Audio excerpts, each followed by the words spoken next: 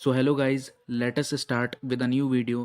तो आज हम पढ़ने वाले हैं हिज फर्स्ट फ्लाइट की पोएम द ट्रीज। ये पोएम जो है लिखी गई है पोएट एड्रियाने रिच के द्वारा। और ये जो पोएम है ये एक प्योरली इमेजिनरी पोएम है जो सिनेरियो पोएट के माइंड में चल रहा है।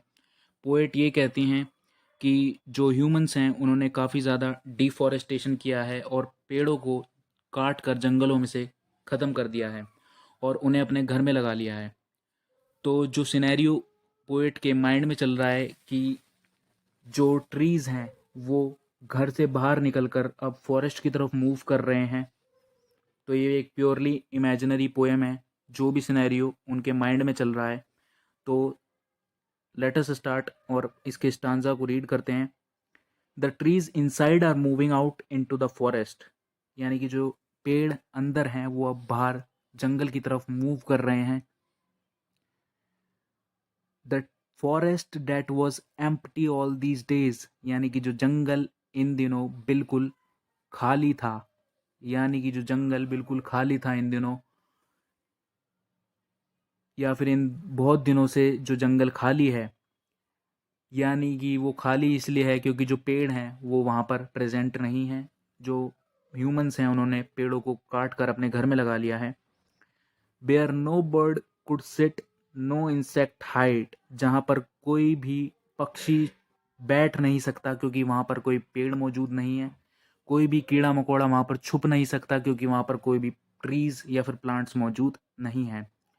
No sun bury its feet in shadow, यानी कि जो सूरज की गर्मी है, यानी कि जो सूरज की हॉटनेस है, वो भी अपनी आप को छुपा नहीं सकती उन पेड़ों की परछाइयों में, उन पेड़ों की छाँव में, क्योंकि वहाँ पर फॉरेस्ट में ट्रीज मौजूद नहीं हैं।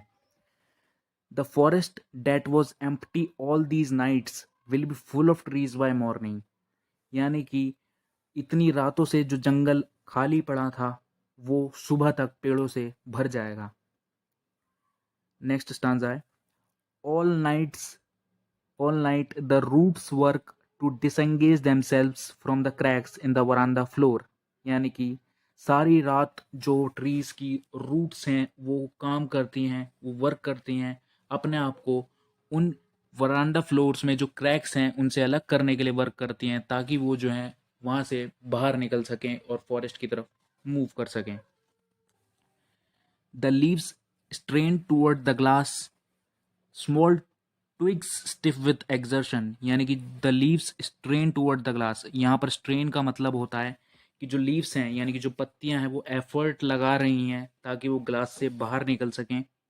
Small twigs stiff with exertion, यानी कि ट्विग्स जो है वो पार्ट, जो प्लांट होता है उसका सबसे अपर सॉफ्ट पार्ट होता है, वो भी स्टिफ यानी कि रिजिड, यानी कि बहुत हार्ड एफर्ट लगा रहे हैं वहां से बाहर निकलने के लिए। Long cramped bows shuffling under the roof like newly discharged patients, half dazed, moving to the clinic doors. Long cramped bows, यहाँ पर लॉन्ग क्रैम्प्ड बोज का मतलब है जो पेड़ की लंबी लंबी ब्रांचेस हैं जो रूफ के नीचे हिल रही हैं, आगे पीछे मूव कर रही हैं, उसको कंपेयर किया गया है न्यूली डिस्चार्ज्ड पेशेंट्स से, जो कि वीकनेस फील कर रहे हैं, उनका वो जो चकराए हुए हैं और वो क्लिनिक डोर्स की तरफ मूव कर रहे हैं। तो जो लंबी ब्रांचेज हैं ट्रीज की उन्हें इन पेशेंट्स से कंपेयर किया गया है।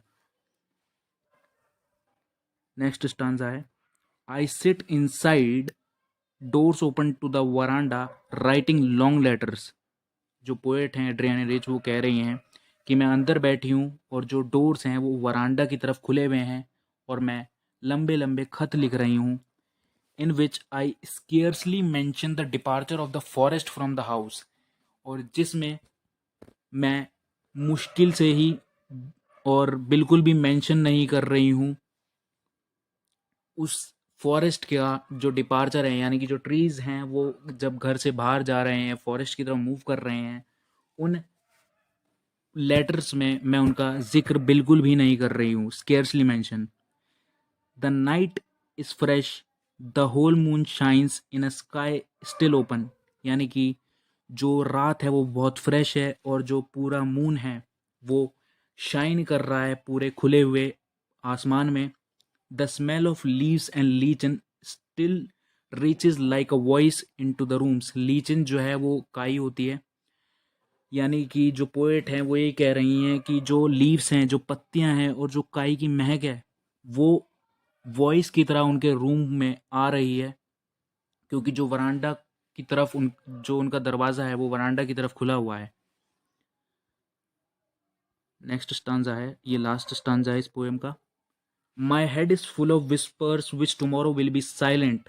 यानी कि मेरा जो सर है, यानी कि जो मेरा सर है वो विस्पर्स से भरा हुआ है। विस्पर्स का मतलब होता है जो फुसफुसाहट होती है, उसे विस्पर्स कहते हैं। जो पोएट है वो कहती हैं कि मेरा माइंड जो है वो विस्पर्स फुसफुसाहटों से भरा हुआ है। Which tomorrow will be silent, जो कल शांत हो जाएंगी। Listen the glass is breaking, सुनो जो ग्लास है वो टूट रहा है। The trees are stumbling forward into the night, और जो पेड़ हैं वो आगे की तरफ जंगल में बढ़ रहे हैं। Winds rush to meet them, यानी कि जो हवाएं हैं वो चल रही हैं उनसे मिलने के लिए। The moon is broken like a mirror, और जो चांद है वो एक शीशे की तरह टूट चुका है।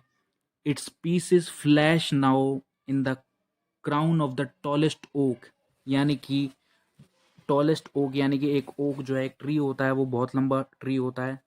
और ऐसा लग रहा है नीचे से देखने से कि आधा मून जो है वो अपीयर हो रहा है उस पेड़ की तरफ देखने से, और जो उसके पीसेस हैं मून के, ऐसा लग रहा है वो उस टॉलेस्ट ओक के ऊपर गिर रहे हैं। तो ये जो पोएम है वो लिखी गई है पोएट एड्रियन रिच के द्वारा। और ये जो पोएम है इसके बेसिकली दो मीनिंग्स हैं। एक तो जो ह्यूमन डिफॉरेस्टेशन कर रहे हैं, पेड़ों को लगातार काट रहे हैं, तो जो पेड़ हैं वो घर से बाहर निकलकर अपना फॉरेस्ट की तरफ मूव कर रहे हैं। और दूसरा, यहाँ पर पोएट ने कंपेयर करा है इन ट्रीज को वुमेन से। वुमेन से इसलिए कंपेयर करा है क्योंकि जो वुमेन है उनको आज जो सोसाइटी का जो नॉर्म्स है और जो सोसाइटी का कल्चर है उसके हिसाब से जो वुमेन है वो बाहर की तरफ मूव कर रही हैं। तो उस उस केस में भी और उस नज़रिए से भी पोएट ने इस पोएम के अंदर प्योर इमेजिनेशन दिखाई है। तो यही थी जो पोएम थी the trees. Hope so guys you like this video. Thank you for watching.